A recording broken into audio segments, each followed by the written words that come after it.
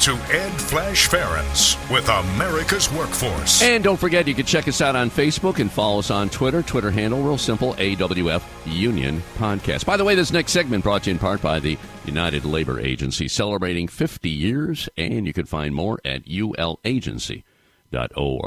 Let's go to line number one. Welcome one of our regulars. Always enjoy talking to this man.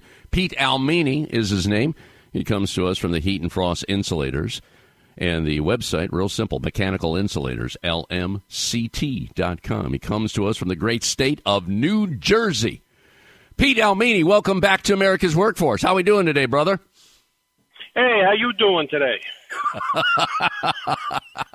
I have to ask you, I know you want to talk about climate change. I was talking about the Labor Department just a few minutes ago, how Biden instructed them this week to come up with some standards on heat exhaustion. And some states have it, but there's no federal standards. And you've seen what's going on in America. I have to ask you, did you get some of that crazy weather that hit New York City? We saw a couple of weeks ago that flooded all the subways. I think like over 50 people died. Were you part of that?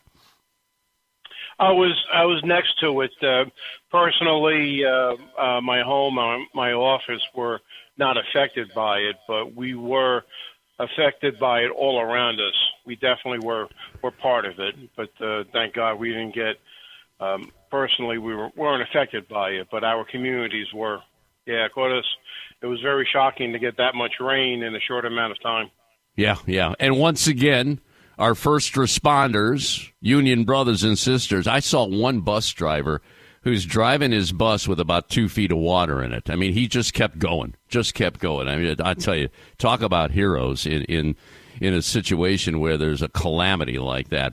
But, getting back to these heat standards, several states have it. Like I said, no federal standards. But you're telling me that the Heat and Frost Insulators had kind of a plan put together some years ago. Can we touch on that real quick, Pete?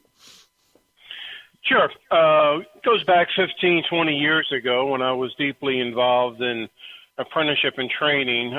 We put together a small manual that protected our workers from heat. And as insulators, and a lot of construction workers as well, we're working in plants and power plants and manufacturing where it's not just the weather that's hot, it's just the environment of the facility that's hot.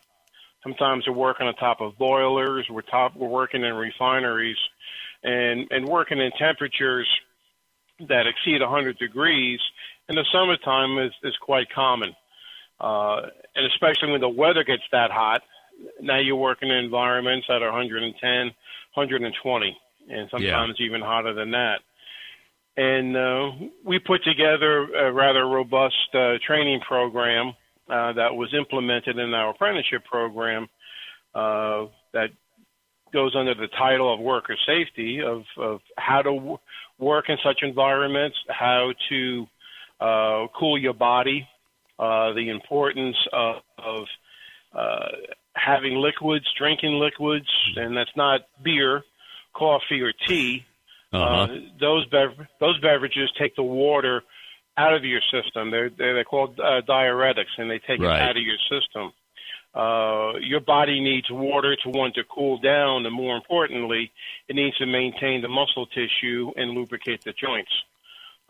That's why when you have Charlie horses in your legs, typically at night, that's an indication you're not getting enough liquids into your body.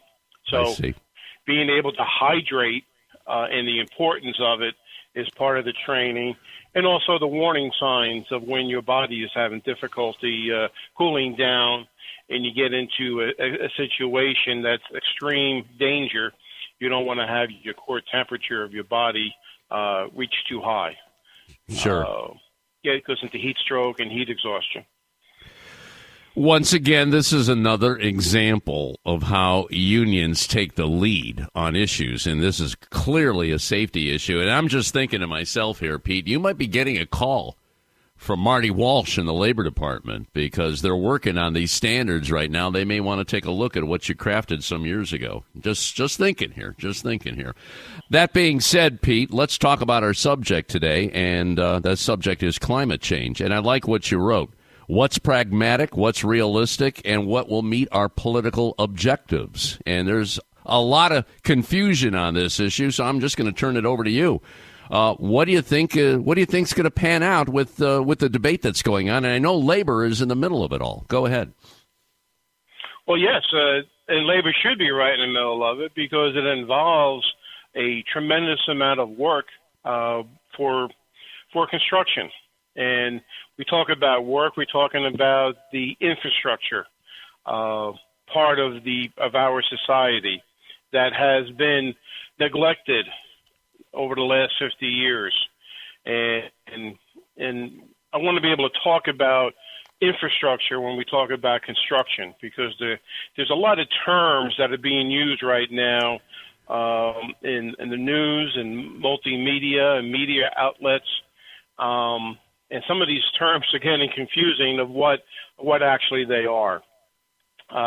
Let's start at the top. We talk about climate change.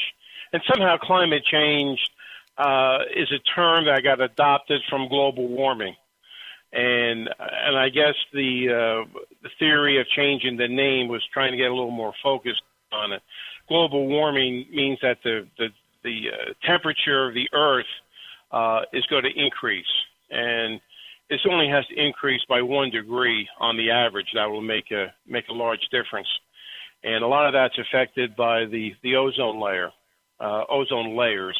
There's several layers, and the ozone layer possibly is thinning out, and that's allowing UV rays to come from the sun unfiltered, and it's eliminating some of the insulation, if you will, around our Earth. And because of that, it's raising the temperature very so slightly, but that affects the polar caps, North and South Pole, and a lot of water that's ice is melting, and it's raising the sea levels around the world. Because of that, it changes weather patterns. Mm-hmm. Now, the debate that's been argued for the last 20 years is the thinning of the ozone layer. Is it directly related to pollution that we are emitting into the atmosphere, or is it naturally occurring? And that's a debate that will continue. Obviously, pollution and emissions from our buildings and transportation is not helping the situation.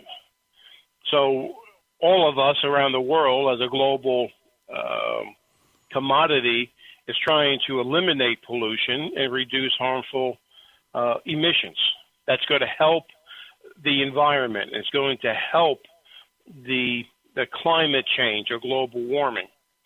Now, whether it's going to happen or not naturally, or whether it's man-made and we're inducing this, is a whole nother subject. But environmentally, we have to do our share to be able to help the environment and reduce emissions. And one thing that's frustrating, I don't hear much talk about it, is that the United States, we have been proactive and we have reduced our emissions steadily from the year 2000. And even then, it was slightly higher than it was 1970. But the United States only releases 15% of the world's harmful emissions. Now, 15% is not as good as 14%. It's not as good as 10%. It's not as good as zero. And we all have to work hard to reduce that. But this is a global issue. We have countries like China, other third world countries, industrial countries don't have the emissions regulations that we have, and they are the biggest violators of the environment. And when we talk about climate change and how the climate is changing, and we talk about emissions, we have to realize that this is a global situation and not just one for the United States. So with this crazy weather that the Northeast has experienced, just as you alluded to a few minutes ago, down south we've had hurricanes.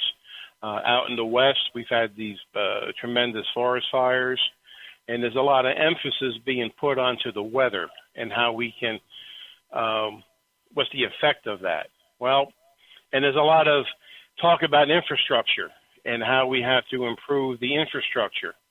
And I even heard news reports on how infrastructure is going to change the weather, and that's where it's not true. Infrastructure is our ability to have our roads and our bridges and utilities and mass transit all working properly to handle our society's needs as well as the weather. We need to pass legislation, as Congress is working on right now, that really is going to focus and be able to spend a substantial amount of resources to improve our infrastructure. We need to make sure our roads are in good shape and safe, and many of them are not. And just patching potholes is not enough. We have bridges that are literally rusting and falling apart, and hopefully we can get them modified and restructured before there's major collapses. We have to look at our utilities, the power grid, making sure that we have enough power in this country to supply all our communities, also at peak times. And that's a major concern right now in the power generation industry. Is we have an energy crisis. We're not able to provide enough energy for our country. We have the water systems, being able to provide fresh water. That doesn't seem to get a lot of headlines, but experts that I've read have emphasized the fact that delivery of fresh water in this country and parts of this country is going to be an issue in decades to come. And sewage and drainage is another problem. We've had in New Jersey from the hurricane that hit New Orleans and New Jersey and New York, and even down in the Gulf region. Unfortunately, people have drowned by the massive amount of rainwater and storm surge, mainly because that it was rain came down at an unbelievable rate per hour, 2, 3, 5 inches per hour. And the truth of the matter is our infrastructure was not able to drain all of that water out in enough time. And not only was there millions and billions of property damage, people lost their lives. Most people lost their lives by being trapped in their vehicles, and the vehicles were swept away. And unfortunately, that's a very tragic death. But we have been building so much in the last 50 years. When we build a building and you have a parking lot, remember that when water hits those areas, is no longer is allowed to seep into the ground and have natural drainage as it would on soil. So the water has to run off somewhere, and it has to run off into a sewer system and have proper drainage. And if the drainage is not conducive enough, well, it's going to back up and you have flooding.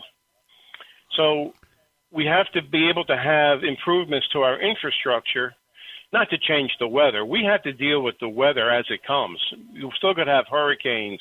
We're still going to have tornadoes. We're still going to have forest fires. We're still going to have extreme colds. We're still going to have extreme heat. But we have to develop engineered mechanical systems called infrastructure to be able to handle that. Yeah.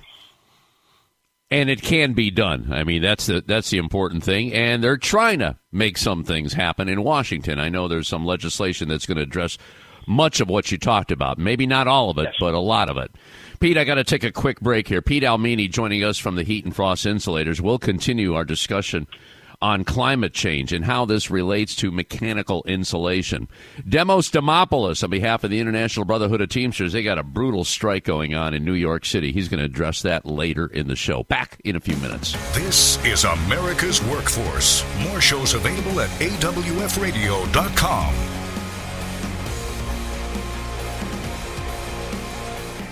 Now, back to America's Workforce.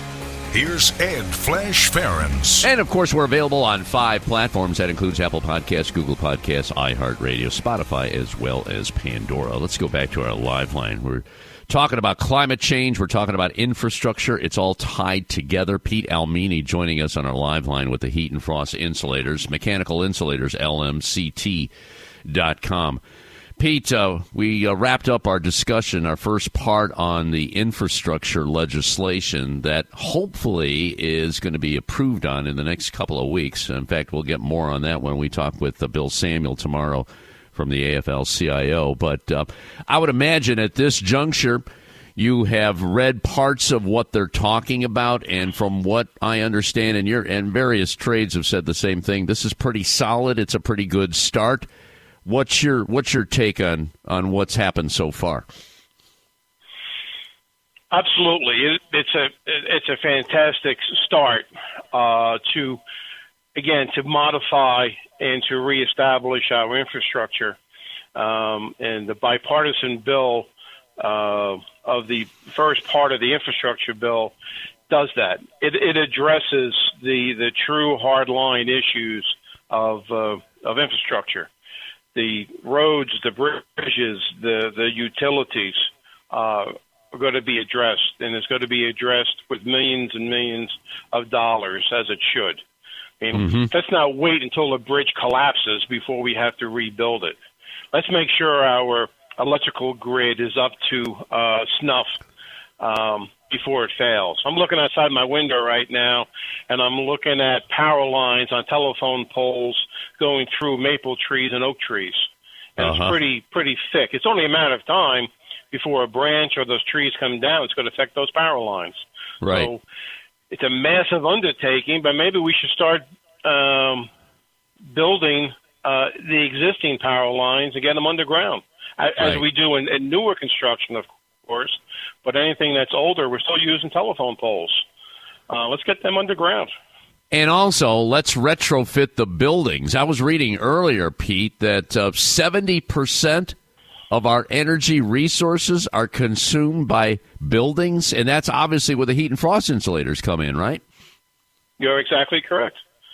As insulators, we live in the world of energy efficiency. And let's make the energy resources that we have now and that in our future, let's maximize the use of that. Let's reduce the cost. Let's maximize the energy that we're using. And at the same time, let's also reduce the harmful greenhouse gas emissions that are coming from these buildings. The longer that the boiler is running, the longer that the air conditioner unit has to run to make our environments comfortable, we're wasting energy and hurting the environment. We're hurting global warming or climate change. And we have to do our best to be able to reduce the emissions and reduce the use of our buildings. Studies have shown that 10 to 30% of buildings does not have proper insulation in it, and we're just wasting money. We're just wasting money, throwing it out the window, literally. And as the mechanical insulators, we're trying to get the message out, as we are right now, of if anyone is serious about climate change and global warming and energy sources, before you look out your window and you profess we have to make change, look within your building. Look what you have the power to control. Let's make sure that your building is energy efficient. And there's many things to be able to look at. One of the many items is the mechanical insulation. As the LMCT and our contractors and our unions, we can provide professional expert help on helping a facility owner look at a strategic plan to look at their mechanical insulation and be able to look at the improvements that are necessary. And the improvements, sure, you have to pay someone to be able to do it. Right. Hopefully you'll be using a union insulating contractor. But the good part of it, though, is that any improvements that you make to the mechanical insulation will probably pay for itself under 2 years. And after that, that building owner is going to see that as profit and is going to see that as money saved. It's a win-win for all. Pete, let me ask you, are building owners at least starting to get this message? I mean, there's a lot that needs to be done. I understand that, but is it happening right now? Do they understand that they have to retrofit these buildings? They have to call people like yourself and say, what do I need to do to make my building energy efficient? Is that happening? The short answer, and I like short answers, the short answer is no. And I'm working real hard with the International as the LMCT to get the word out to the decision makers, the people, the committees that make decisions based on their facility maintenance or their building maintenance, to understand the value and the power of the mechanical insulation. All too often, we look at the bigger items or what people think are the bigger items and fail to be able to understand the value of the mechanical system. As long as that room is staying cold, as long as that the room is staying warm, depending upon the time of the season, people don't realize and think about the mechanical insulation. If the air conditioner doesn't work, if the boiler doesn't work, there's a problem, and you're going to pull in a mechanical contractor to fix the mechanical system. But not enough people are realizing the efficiency of those systems and how they work. So the short answer is no, and I'm working real hard to get the word out, be able to examine and look at your mechanical insulation system, and any improvements you make to it will pay for itself. Well, Pete, I'm just hoping that more and more people are going to get the message with shows like this. I know you do a lot of outreach in the community where you are, and you've got an organization here with the Heat and Frost Insulators. You're tied in with the AFL-CIO. But this message needs to be heard because there's savings involved. I mean, like you said, I'm still blown away by the fact that you said in 2 years, the upfront costs are pretty much taken care of in 2 years. Did I hear that correctly? Yes, you did, and that's being very conservative. In most cases, within 6 months or under a year, the installation cost will return on the investment that was used. Yes. Amazing. All right, let's drive everybody to the website, Mechanical Insulators, LMCT.com. Mechanical Insulators, LMCT.com. Climate change is here. It's real. And people have to take the lead on this and adapt to it as quickly as possible and save money at the same time. Makes a whole lot of sense. Okay, my friend, you take care. Keep up the great work that you're doing. We will obviously stay on this subject in many, many podcasts to come. So stay safe, stay in touch, and keep moving forward. Okay, brother? All right. Thank you, Flash.